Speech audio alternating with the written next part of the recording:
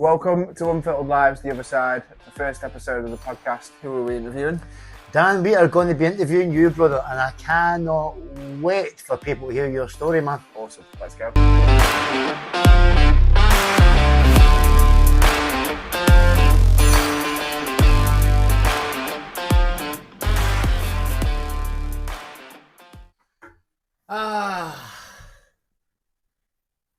Dan, we finally got here, brother. We have indeed. We went right down a rabbit hole and right down a section of the cost of living crisis. Did we learn a lot? We did indeed, brother. It's with great excitement, Dan, that we bring Unfiltered Lives back to our passion, recovery. And it's going to be an absolute pleasure to hear your story tonight, mate. I cannot wait to dive into this. 100%. Learn a lot more about me. You ready to go? 100%. Right, Dan, let's start talking about your recovery, brother. I was born in a town called Congleton in Cheshire. It was a brilliant town, lovely people, great family. My dad's side of the family was like an episode of Shameless. Genuinely being serious. Awesome people. Lots of house parties. Great childhood. My mum's side of the family, brilliant. Very, very. I wouldn't say secluded, but we had our own little bubble, and it was amazing. So on one side of the family, it was very safe and quiet, and sometimes I felt very trapped. And on the other side, it was like, woo, let loose, do what the fuck you want, have a laugh, have a party, do here, do that, go there, do that. You know what I mean? So it was very much it felt like I was like, on one side, it was very secluded, which was brilliant. And my mum did the best that she could with what she had at the time. Was your mum and dad together in the early days, Dan? No, so they broke up when I was 1. Oh, they broke up. All right, mate. Yeah. Same town. Still same town. Cool, man. Broke up when I was 1. My stepdad came in when I was young. Brought us both up with my mum. Did a brilliant job. Absolutely amazing. And yeah, it was a normal childhood. We never went abroad, but we did a lot of sort of family breaks and day trips, and it was awesome. I then found a different group of friends. How old are you here, Dan? Give me an age. 17, 18. 17, 18. Yeah. Probably about 17, actually. All right, man. Your childhood is all right. Just normal. And man, growing up, and mum and dad have split up. My age of 1, so you've now got your dad's side is the Shameless side. Yeah, I love the program. You're Shameless. They're not obviously like that. No, I know that. Yeah, just so we give the viewers some sort of and then your mum's side she's the side that's quite more. So yeah, and then I started smoking a bit of weed when I was younger. How old? Probably like sort of 13, 14, 15, 16 age. Like normal. Normal. Drank from a very young age, especially around my dad's house parties and stuff. Very young. Didn't really feel like I went over the top then. I probably did, but I can't really remember. What age was your first drink? God. Before 10. Before 10? Yeah. Yeah, 100%. Before 10? Yeah, 100%. Fucking hell. Give me an age. Yeah, I don't know, but I think it was definitely before 10. All right. 100%. How did that... Can you remember your first drink? No, because it was so frequent. You what? Yeah, it was quite. Yeah, And we went to lots of bike rallies, which were like mini festivals, where I could always have a can of beer from whatever age I can remember. So really young. Yeah. Always allowed a can of beer. Always allowed a drink at Christmas. So yeah, it was just always there, really. Yeah. I mean, it was never. I was never overindulgent in it, and I was never given something or too much. Yeah. I was always responsible. Yeah. All right, mate. And then I don't really know where I crossed the line. I mean, I think because I felt at the time that I was very secluded and a bit trapped, I suppose. A bit trapped. So when I got a new job in a restaurant in my hometown, and I found a new group of friends, and still my friends to this day. And we were all a bit mental, and things just escalated from there. There was one night, friend's house party. I just don't stop. This is my first recollection of taking a drug where I took 20 odd pills and just didn't stop. Your first time? Second time. Second time. How? I don't mean to laugh. How old were you then? 17. In fact, the night before, I had gone to a family house party at my dad's side. Got absolutely levered that I fell over on the way home. Say that again. The night before. Night before. Fell over on the way home. Smashed my face on the floor. Woke up like 3 hours later. My dad had just left me to walk the rest of the way home to my mum's. And I woke up the next morning and my mum had wrapped my head in bandages like this all the way around. So I woke up and I had a massive split chin. And in my still drunken days, I told my mum that my cousin had punched me. And she was like, "What the fuck have you told me that for? I never punched you." I fell over on my way home. And the next night, I went to a house party and took 20 odd pills and ended up in an ambulance next morning.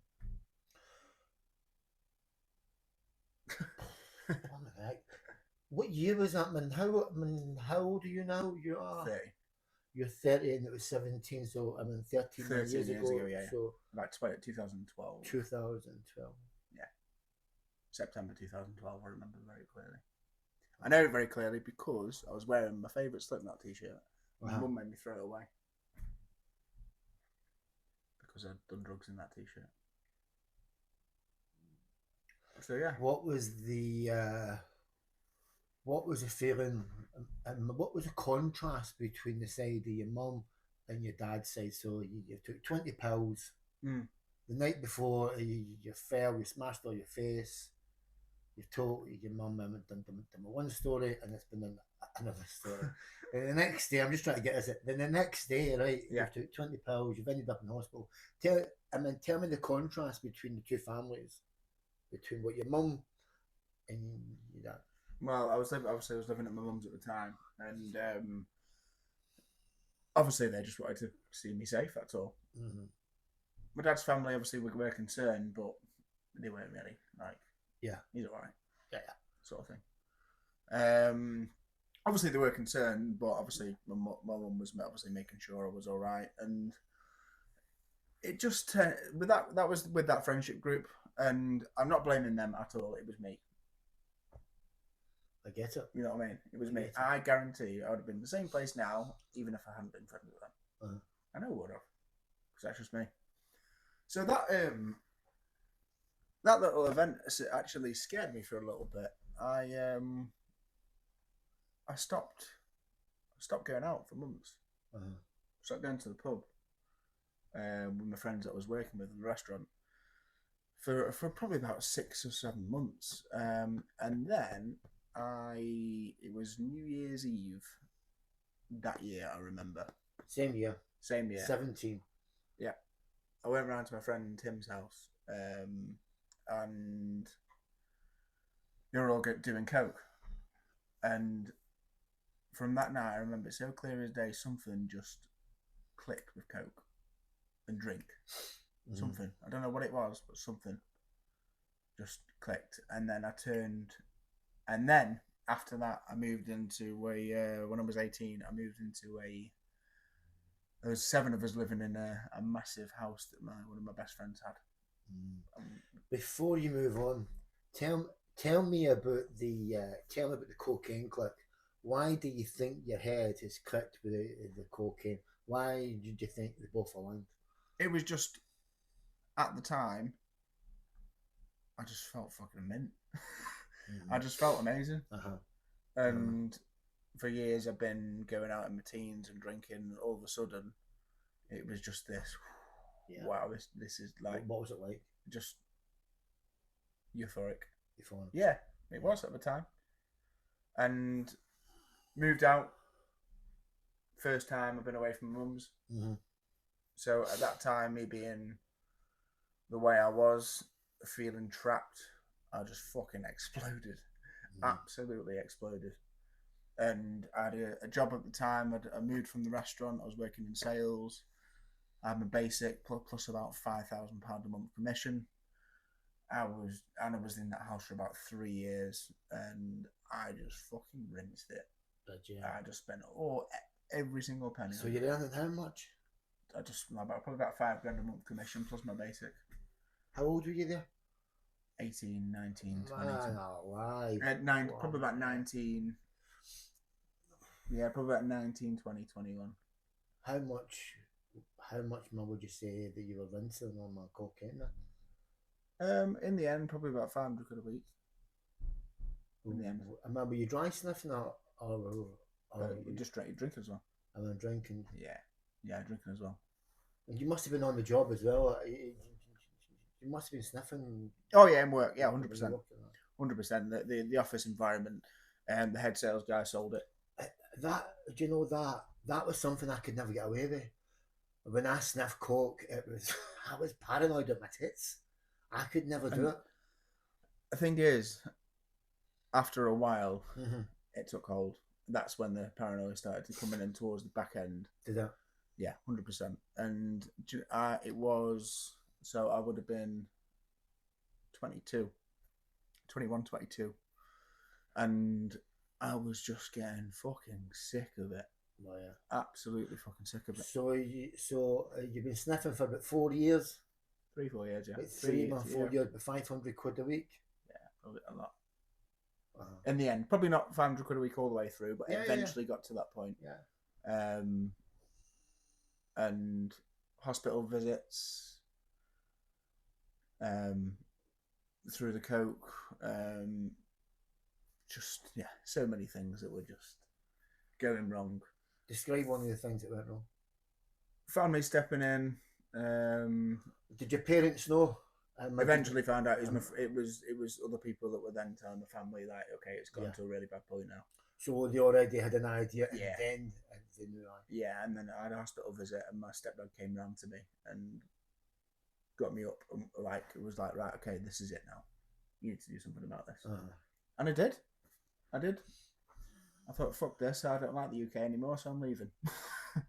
Running away again. So 22, you've had this right. I've had an enough moment. Is that right? Yeah. So 22, yeah. I've had enough. Yeah. And your stepdad came in, intervened, and then you're like, right, my penny drop. I need to do something about this. The cocaine's taken over. Yeah. Quit your job. Quit my job. I was like, I'm leaving. So I got a assistant manager in the French Alps. Oh wow! As a hotel, in a hotel, and it was class. I loved it. Drank the most there out of everyone. Was told that consistently. And complications, ended up leaving slightly early. This point I just turned, just about to turn 23. Left, came back home, and then I found a summer job working for an activity company through one of the big names. I won't mention them, but one of the big flight names. And it was amazing. I was still drinking a lot. So activity jobs, but Is this abroad? Yeah, working abroad. So in the sun. High ropes courses, looking after archery, paddle boarding. Must have been a job of a lifetime. It was awesome. So what are you, 23 now, 24 now? 23, 24, and I met my now wife on my first summer season. 2 days, literally the day of, she was working with us. So she was on the same team. I was on the activities, and she was on the entertainment singing. How was your drinking? I mean, 24 and that's what was that like? 23, 24 when I first met Gemma 7 years ago, nearly. The first night I met her, I was drunk and I drank a full bottle of JD. What was it? Jägermeister in one. In one. But I was still drunk anyway. I just down the whole. Someone said, "Oh, you can have that," and I just drank the whole bottle, 70cl. And what happened after that, man? Just went to bed. Yeah. And she just thought, "Oh, he just must like having a bit of a drink every now and then." So we had great seasons. We worked in Greece. We came back. I moved up here, sort of in between for a little bit.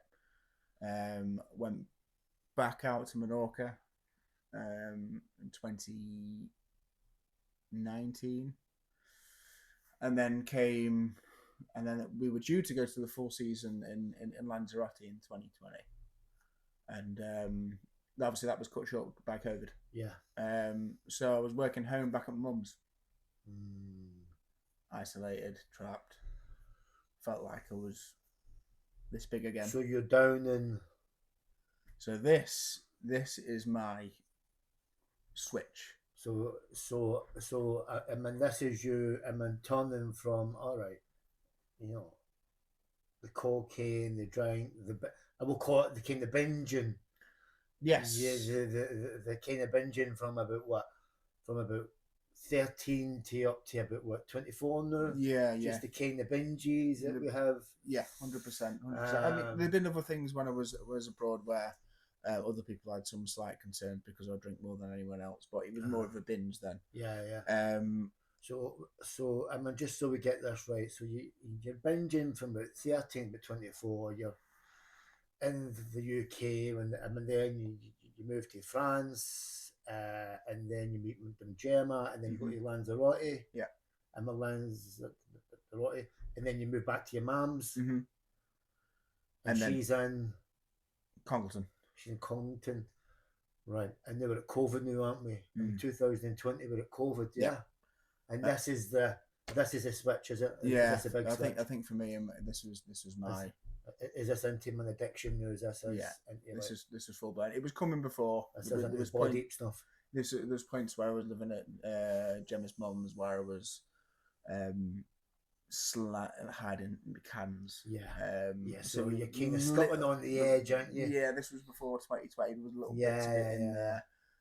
You know there's something wrong, but it wasn't. But it's no really showing its full face yet. Wasn't fully constant. Yeah. It was definitely there still, but I couldn't recognise it as much as I did in 2020. Yeah, I get that. I completely get that, man. So 2020, it turned into me hiding.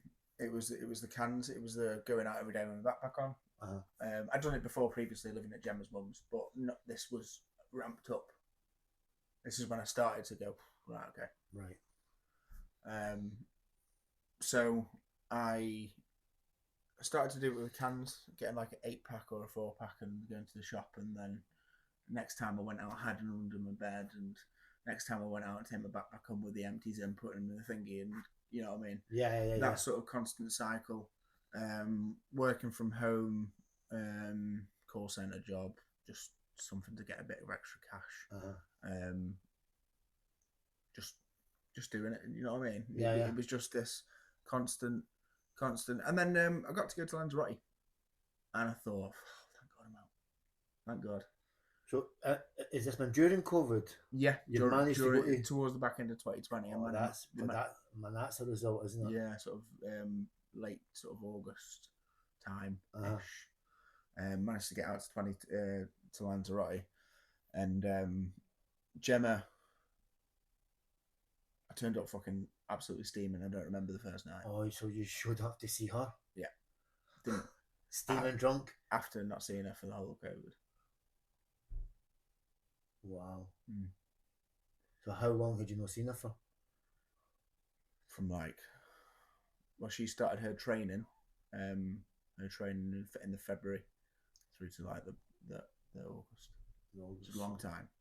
6 months at least, isn't it? A long time. And in fact, no, she came down once in between that, just for a little like chat between the car and stuff. But properly seen her, and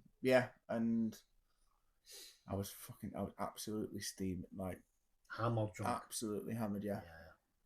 But this was, and then I was in Lanzarote, but this wasn't. I could stop at them points, and the withdrawals wouldn't be there at that point. And after Lanzarote, this is when it really sort of started to ramp up. Came to another job in the UK after we got back, and then decided to sort of move up here to save for a house. And this is when it got to like the messy stuff. Yeah, it's like a litre and a half of vodka a day. Because all throughout my life, it had gone from small to every single stage. You could see it moving up. So it's progression all the way through, and it was like getting 3 bottles of Coke, splitting that a 70cl between the 3, so we were like half Coke, half vodka. Oh, so that's what you were doing to hide it then? Splitting it and putting it in bottles of water and just sipping it like it was water and not making a face. And so that's what you had to do. Yeah, in front of Gemma. Gemma's family. So you just been sitting in water, but it's fucking vodka. Yeah. Oh, God, gee, oh. Yeah. And trying not to like. Yeah. Hiding it, the smell, with drinking 0%. Trying to hide it anyway. Didn't work. No, I didn't know what. Didn't work. So yeah. I knew you're on about a bottle and a half. Probably a day, yeah. Probably between. How old you knew then? At least 25, 26, Yeah, about 26 probably. About 26. And both he's in the house. We hadn't moved into a new house yet. Right, okay. Yeah. This is where I was at Gemma's mum's. At Gemma's mum's? Yeah. Yeah. So, because we were saving for the house, you see. Right, okay. We were saving. And we... Yeah. And it got to the point where it was like, right, Dan, we know you're doing this. We know what's happening. You need to do something about it. So when you get cornered, you're being caught. January. Who caught you? Oh, all of them. Everyone started. So they all knew. Yeah, yeah. Like this something needs to happen, and this was at the start of 20. It was in fact January the 17th, 2022 was my first sober day. First sober day when. It was... Your first sober day in how long? Years and years and years. Years and years, your first sober day? Yeah. And I say that date again? The 17th of January, 2022. 17th January. 2022. And at the time, I didn't admit that I had a problem. It was other people in my head admitting the problem for me. I can resonate with that, brother, all day long. You know what I mean? And so I went to services. I went to services, and government services. Yeah. Just your general services around here. Oh, right. Brilliant, and the people in there work so hard and they're fantastic. However, I wasn't listening. Yeah, at all.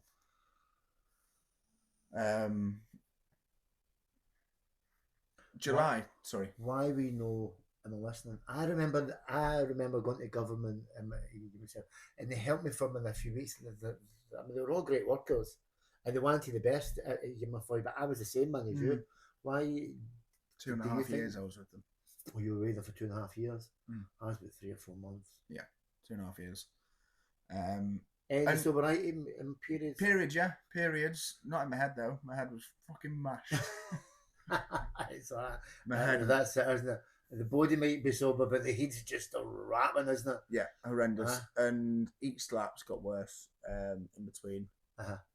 Bought the house in July 2022, so been there 3 years coming up.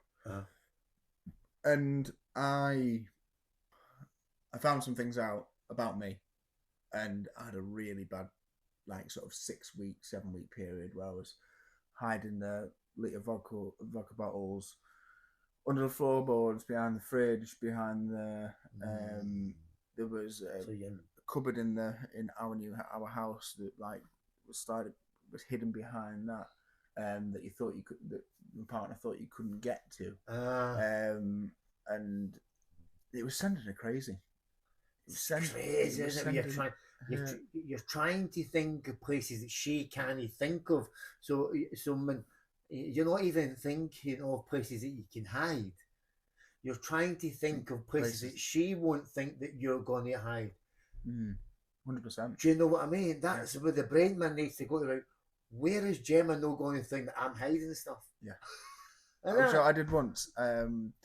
We got a gift for our engagement, and it was a bottle of Prosecco, and I was drinking back then. We had the bottle of Prosecco, but it came in a wooden box.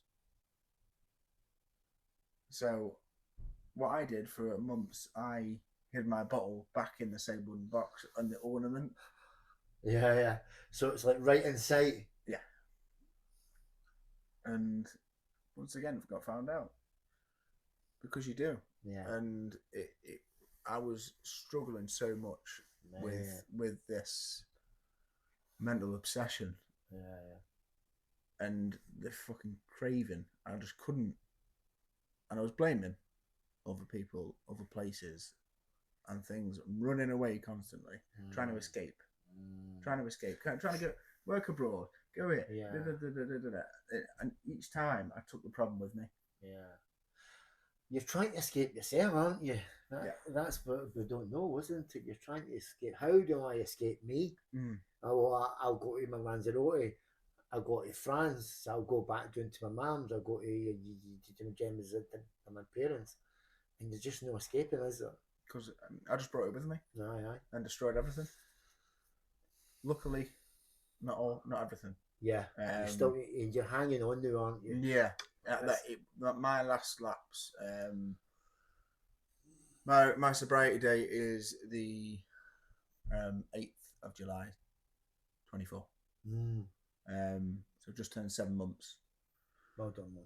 Thank you, brother. 7 months sober, man. Yeah. 7 months. 7 months. And this time, because of a program. Before you start there, Dan, tell me about your last lapse. Tell me what happened there. Last lapse. My partner went away to London for the weekend. I'd saved up the cash to get drink because. Were you man allowed cash at this time? Were you man allowed any money?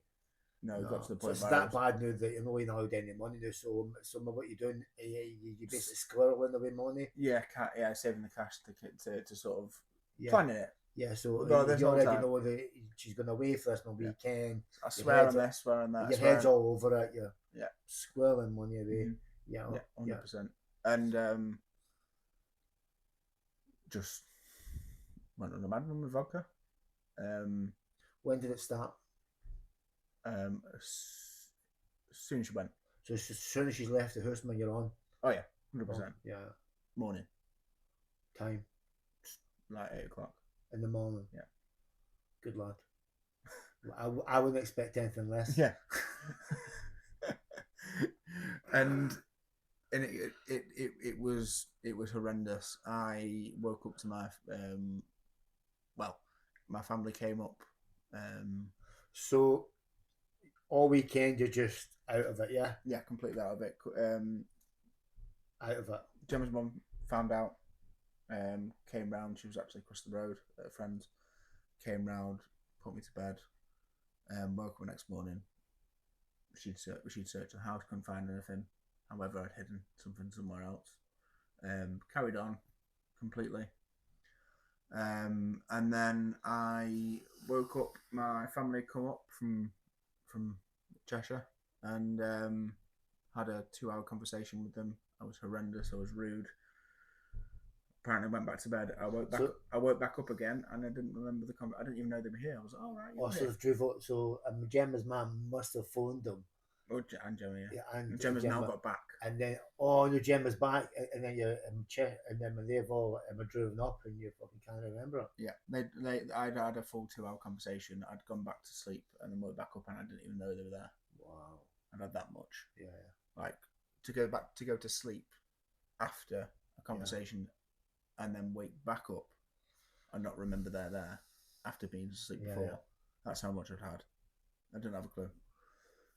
And we were getting married. We were getting married at the start of this year, and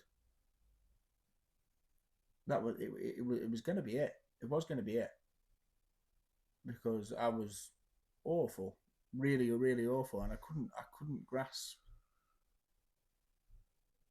on my. I couldn't do anything on my own will at all. Yeah, I couldn't do it. So I had to do it for me, for no one else. Yeah. Previously, I've been trying to let's do this to save that. Let's please other people. Yeah. I'm not an alcoholic, but I can do this to sort of get them off my back, or please them, or please them, and please them. No, it didn't work, and it was my rock bottom that day. And I reached out. I looked for a program myself. It was my decision. I went out and did me. And you found the program. And I found the program. Yeah. And for me, that's freedom. Yeah. Because that's given me all the tools, everything that I need to live my life. Yeah. To live my life. As soon as I walked into that program, I've not had a single thought. So it's a 12-step program that we're talking about into. Yeah. So basically, you've came to your Rockman Bottom, July the 8th. Yep. Just July the 7th. Then you get rock bottom. The family's on the family's been round you. No. You rock bottom. July the 8th, and you attend your first 12-step man program. Yeah. Talk you through it. How sober were you? Completely sober. Completely sober. When? Right. Completely sober. And it was just I came away, and I was just like, why haven't I done this before? Did you know? I knew. I remember it so clearly. I just fucking knew. I was like, I cannot go back. I cannot go back to where I was. No way. I'm doing this for me. Tell me the feeling, what it was like being in the 12-step man program, that first meeting. Better than the first time I did that cocaine. Oh, brother. Mild fucking... That. A million times over. When I said it was euphoric. Yeah. That can't even compare to what this is. So I remember your second meeting. Was it your second meeting? I think so, yeah. I think it was your second meeting, and I remember because you stood out. I was like, you had the baseball cap on. You kind of looked a wee bit different. You were younger than most. And I was like, who's that chap? Something about me. Yeah. Something else like that. And I'll investigate him later. 100%. And then started teaching the guitar, didn't I? Yeah. That's right. Aye. And do you know what? I now realise that I've got the best friendship group that I could ask for, the best wife that I could ask for, the best friends that I could ask for, and I've only realised, and the best family, and I've only realised that now properly because I've put myself first. No, brilliant. point, Dom. You know what I mean? I get it. 100%. Get it, man. Because of this 12-step program, if you're out there and people that be struggling, fucking do it. I know. From the place that I was in over 7 months ago to where I am now, it's nothing short of amazing. Yeah. Nothing short of amazing. And I just wake up happy. Yeah, life's gonna life. You know what I mean? There's gonna be things that crop up, which is normal. Before I didn't know how to deal with them because I was just fucked up all the time. Yeah. And now I do. You've got the tools, don't you? 100%. You've got the tools to deal with it and whatever come in. Definitely. For me personally, you know, I am a 12-step program person, but I also believe in multiple paths to recovery. Mm-hmm. Do you know what I mean? I know that you do, man, as well. Wherever people find the recovery, I'm good with that. Do you know what I mean? As long as that person finds the recovery wherever they are, wherever that person finds their solution, you know, so where I'm aware it's a 12-step program, where it's from government, human services. Yeah. And what would you say to that, Don? There's something out there for everyone. Services didn't work for me. Services might work for someone else. Definitely. Rehab might work for someone else. I could have gone to rehab. Yeah, that offer was thrown out there a fair few times, but I decided to stick it up. once again not do what someone else suggested. I decided to. It was either someone else suggests rehab, which they did, or I suggest to myself the program, and I went for the program because it was my decision. Tell me, Dan, where you're at, man, now. Tell me what a day in the life is like in Dan Bozeman's life. Tell me, brother. I just wake up happy. I wake up happy, and do you know what? I see my friends. I speak to my friends. I see other people in recovery. I immerse myself in it. I tried my best to pass the message on, even if it's someone that's maybe not in recovery. I could say something to someone that's not in recovery, and they might be struggling. I don't know. They might go right down. Boom. You're okay, right, I've been thinking about this for a while because drinking's getting quite bad. You might be able to help me. You know what I mean? I like that, mate, because I've been recovering out loud since day one. I believe that for this alcoholic, I need to recover out.